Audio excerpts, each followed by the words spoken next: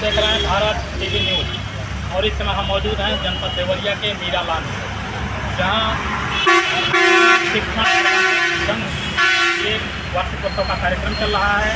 और उस वार्षिकोत्सव के कार्यक्रम में वो अपनी समस्याओं को लेकर के मंत्री के और भी तमाम लोगों से अपनी बातों को रखने का काम कर रहा है।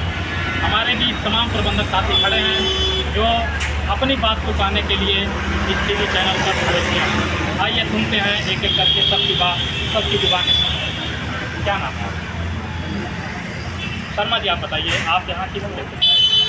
सर, हम लोग की समस्या है, हम लोग ज़्यादा चलाने में जो मानव सरकार का निवेदन है कि मान्यता देने में जो सहूलियत दी जाए ताकि हम लोग विद्यालय को सही तरीके से संचालित कर सकें और देश के विकास में बहुत अपना योगदान हम लोग से बार बार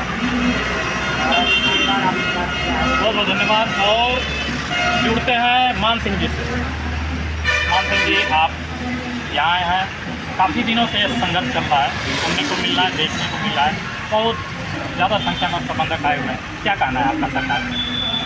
सरकार से यही कहना है कि सभी हम लोग वर्ष से आते हैं और समाज से संघर्ष करते हैं और सरकार से निवेदन यही है कि हम लोगों की समस्याओं को समझे और उसमें सुविधा लाए।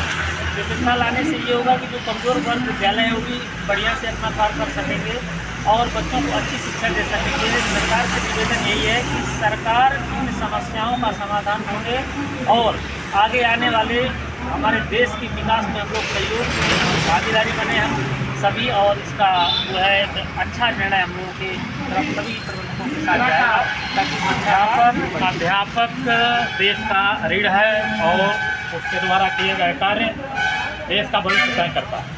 हमारे बीच कुशवाहा जी मौजूद हैं। मैं चाहूँगा, क्या नाम? विनोद जी, आप कहाँ पे आ रहे हैं?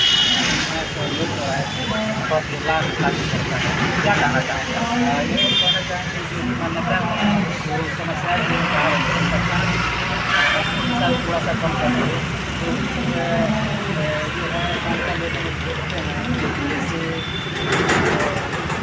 बहुत सारी समस्याएँ हैं जो नहीं हो पा रहा है। सरकार इसका थोड़ा सा कम हो सकती। मानक को कम करने की बात हो रही है। मैं भी सरकार से अपील करूंगा कि मानक में शिथिलता बरते और आर्थिक रूप से सरकार इस पर विचार करे कि इन विद्यालयों का सफल संचालन होते रहना चाहिए। क्या नाम है? सत्य प्रकाश श्रीवास्तव। जब क्या करना? हम भटनी क्षेत्र से चल के आए हैं।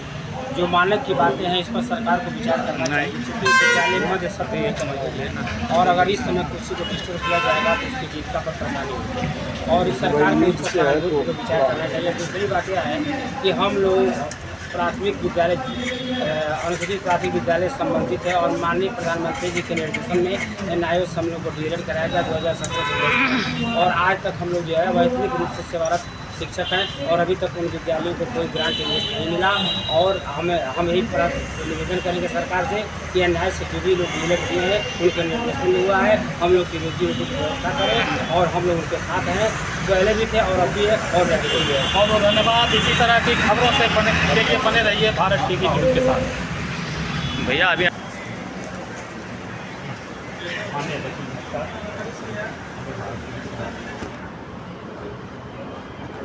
जूनियर शिक्षक प्रबंधक क्या इन शिक्षकों के लिए आपका क्या सहयोग है?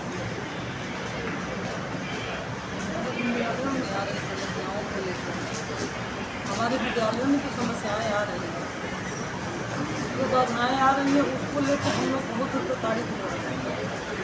आए दिन अधिकारियों का हम लोगों के ऊपर तनाव देना, प्रताड़ित करना, हमारे विद्यालयों पर जाकर धमकी देना बंद करने के लिए ये सब तनाव हम लोगों को बहुत तनाव दे रहा है और कहीं ना कहीं हमारे सारे प्रबंधक इससे बहुत आहत हैं और हम लोगों का मेन उद्देश्य यही है कि हमारे विद्यालयों को प्रताड़ित न किया जाए, हमारे विद्यालयों को समय दिया जाए, जिनकी मान्यता नहीं है उनको भी समय दिया जाए तो मान्यता लें और जिनका मान्यता है जो 1 साल का है या 3 साल का है उनको धमकाया जा रहा है कि आपका मान्यता खत्म हो गया तो उसको अस्थायी किया जाए, क्योंकि बार बार मान्यता लेना सरकार के मानक बढ़ते जा रहे हैं। ये हम छोटे प्रबंधकों के बस की बात नहीं है कि हम लोग उस मानक को बढ़ाएं। 1 साल के बाद पुनः मानक बढ़ाने की प्रक्रिया जो सरकार की तरफ से आ रही है वो प्रक्रिया हम लोग बढ़ाने के लिए सक्षम नहीं, इसलिए उन नियमों को थोड़ा सा कम किया जाए।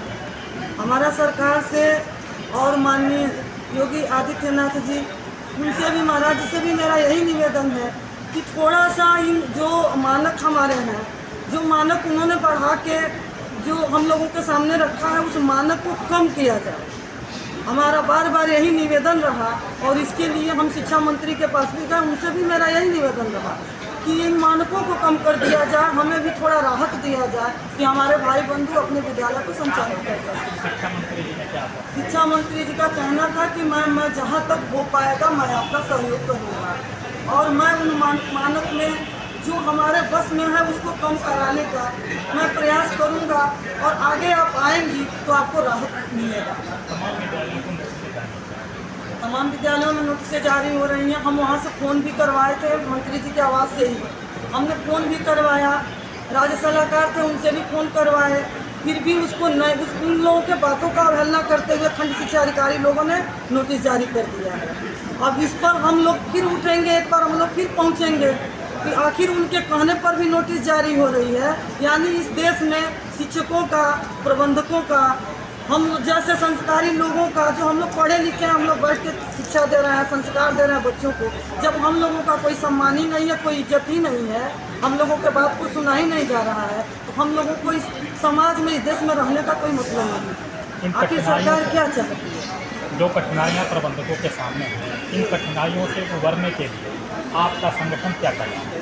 हमारा संगठन दिन रात मेहनत कर रहा है कि हमारी परेशानियां खत्म हो। हम लगे हुए हैं इस मिशन में और हमको जहां जाना पड़ेगा जाएंगे, जिससे बात करनी पड़ेगी करेंगे। विद्यालयों को बंद नहीं होने देंगे, हमारे सारे विद्यालय चलेंगे। और सरकार से मेरा बार बार निवेदन है कि हमारी संख्या को देखते हुए, हमारी कमजोरियों को देखते हुए, जो हमारे साथ कमजोरी है कि हम मानक नहीं दे पाएंगे, हम छोटे लोग हैं, कम में हम लोग जीने वाले हैं, कम सुविधा में हम लोग रहने वाले हैं, तो हम लोग इतनी सुविधाएं, इतना हम लोग नियम नहीं बना पाएंगे।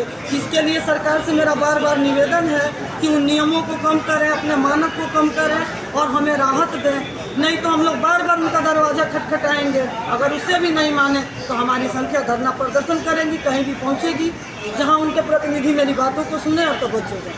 बहुत बहुत धन्यवाद।